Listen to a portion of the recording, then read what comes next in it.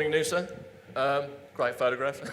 So I'm sorry if I sound a little hoarse this morning. I went for a walk last night with my wife and I found a fantastic local drinking hole called Mr. Drifter, and they had open mic night. So not the best pre-match preparation. BlockTexx, as wonderfully described by Jordan and Sally, we're a clean technology company which we established around 5 years ago. And before that, my background was always in the textile and fashion industry, where I spent most of my adult life producing vast amounts of garments which are now probably in the ground. So BlockTexx for me is more and also an act of atonement for former sins. So what are we? BlockTexx, we're a clean technology business. We're not a waste business. We're not a resource recovery business. We are a clean technology advanced manufacturing business. And that choice of language is really important, because if you think of your textiles as waste, you don't respect them. If you think of your textiles as resources, you do respect them.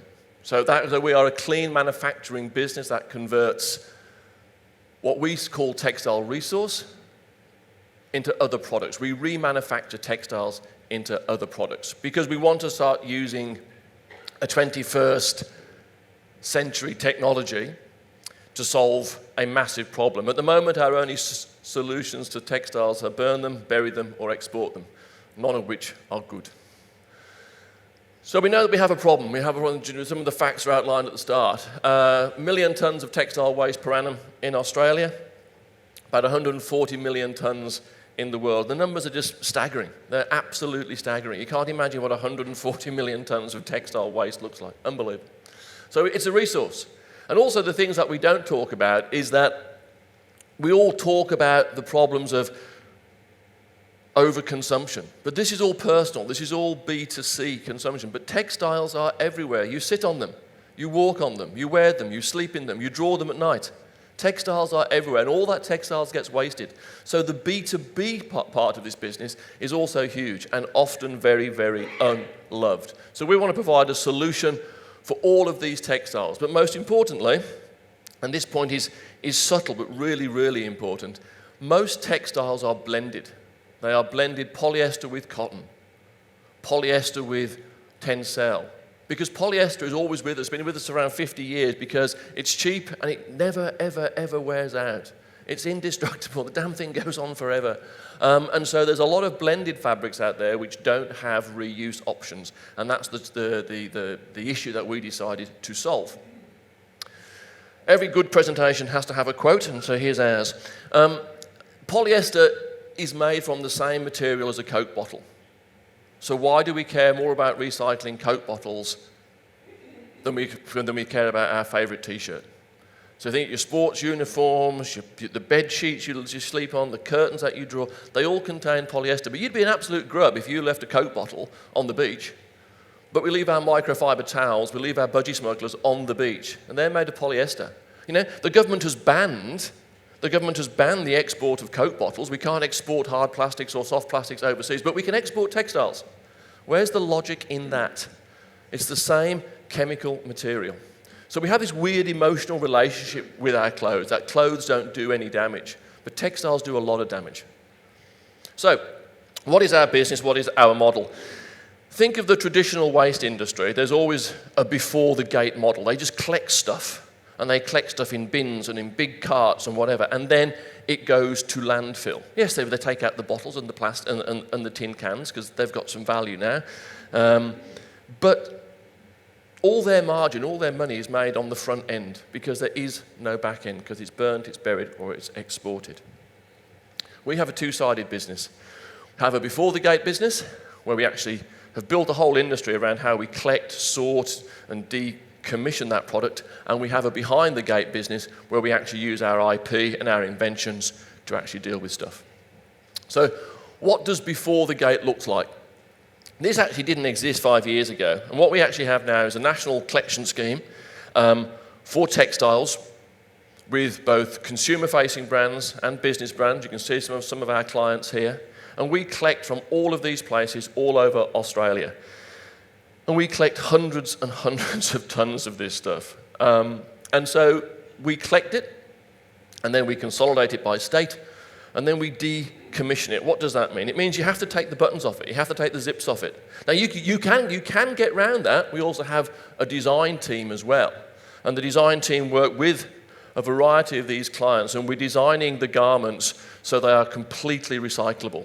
So we're using polyester buttons, not nylon buttons. Using polyester zips, not metal zips. So then the whole thing can go into our recycling process without having to have the buttons taken off or the zips taken off. But that will take many years to work through the system. So at the moment, we decommission with two groups of wonderful people. We work heavily in the NDIS sector.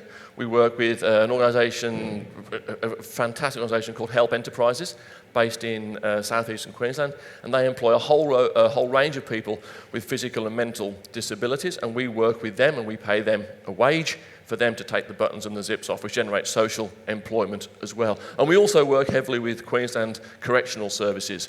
We work with them, and they take textiles into the prisons to offer work, paid work to the inmates, and then the inmates learn a skill, and when they come out, there's pathways with help for them to continue to use those skills outside, so that perhaps they make better life choices outside of the prison. So we have a huge social contract before the gate as well. And then we shred it, and it becomes feedstock. And that's what we see it as. We see feedstock. You can't imagine, or maybe you can, I don't know, but you can imagine Twiggy Forrest standing at a mine head and seeing all that iron ore coming out of the mine. He doesn't go, Christ, look at all that rock. What he sees is steel. What he sees is high-value products. And that's what we see when we shred this material and it arrives at our factory.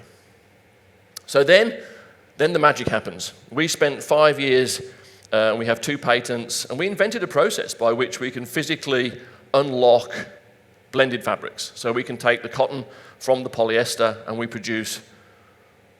recycle that to produce raw, recycled polyester pellets, rPET, and we produce a cellulosic clay. The cotton becomes a cellulosic clay, and both of those have end uses. The cellulosic clay, for example, goes off into hydromulch, goes off into fertilizers. The rPET goes off into injection molding and goes off into, for example, coat hangers. But what do we do? Within there, it comes into our process. It looks, the factory is a little bit like, it's a little bit like a cross between a laundry and a brewery. It's a bit weird, but it's kind of true. And it's sort of, we're inspired. We took a lot of inspiration from the brewing industry, unsurprisingly. And that's where the magic happens. That's where the chemical separation actually occurs. And we're doing now around 4,000 tonnes per year, and we're going to expand that to 10,000 tonnes per year by the end of this year. What does 4,000 tonnes a year look like?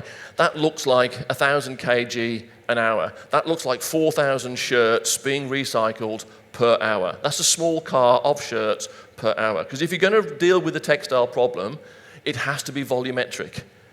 I applaud anybody involved in the recycling space, but if you're going to deal with the textile problem by converting 10 shirts into a handbag, you're not solving the problem.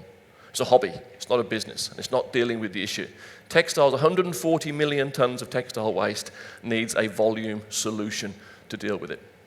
So we will do 45,000 garments per day in our factory. So that's what the factory looks like. It's real. There's real people in there. There's a lot of bald men, but there are real people in there. And we produce, you can see in the top right picture there, that is melted polyester coming out of a die head of an extrusion machine. This down here, this is cellulosic clay. This was once cotton.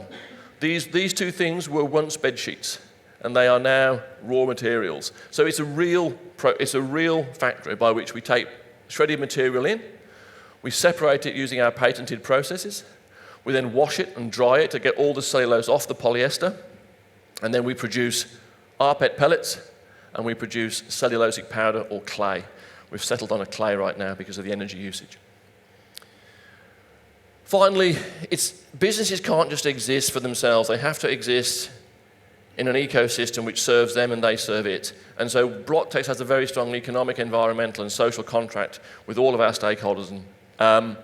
So the Queensland government, hugely supportive of us. They did what's called a REM plan report, which is a report which shows the economic value of our factory has within that area. Within Logan Home, where we are sited in southeast Queensland, each year we will contribute about $45 million worth of value to the local shire through employment and economic benefit of that employment. Environmentally, we have a huge impact because clothes contain a lot of embedded carbon. They really do, both in the construction stage, in the wear stage, and in the destruction stage. So for every 1 tonne of garments we recycle, we offset 30 tonnes of CO2 equivalents. So what does 30 tonnes of CO2 equivalents look like? 32 of CO2 is about 4 cars per year off the road. And that's 1 tonne. So if we're doing 4,000 tonnes or 10,000 tonnes, you can see how our model actually offsets a lot of carbon dioxide equivalents. We work across a variety of materials: polyester cotton blends, man-made cellulosics. When you hear those really weird fabrics like Tencel and Lyocell and all that, we can recycle all those because they come from plants originally. We have a strong social contract. We work with all of these providers within the NDIS sector. And we're also very conscious that we have to make sure we're filling in the sustainable development goals of better environment, better planet, etc. So it's very important that BlockTexx has a social and environmental contract. And we're very proud to actually do that. Give a sheet, very briefly, tongue-in-cheek, but we are primarily a B2B business. We collect from businesses. Collecting from consumers is still in the domain of the charities. Now, not all of the stuff that goes to charities have a happy ending. They sell about 20% of it, and the rest will get exported or landfilled. So particularly it's hard to sell second-hand bed sheets. Bit icky what happened to them before they were given to the charity shop. You can put answers on a postcard at the end. So the Give a Sheet for the Planet, we work with all councils around the country. We did one in Noosa last year. We're doing 2 again this year on the 11th of June, one in Noosa and one down in Maroochydore, where we collect old Manchester. We collect bed sheets, doonas, well, doona covers, and we recycle them. And so far, by giving a sheet for the planet, we've done about 5 of these so far. We've collected over 20 tonnes of linen, and we'll be doing them again here on the 11th of June. So it's very important to give a sheet for the planet, and they're great community events, and we really enjoy doing them.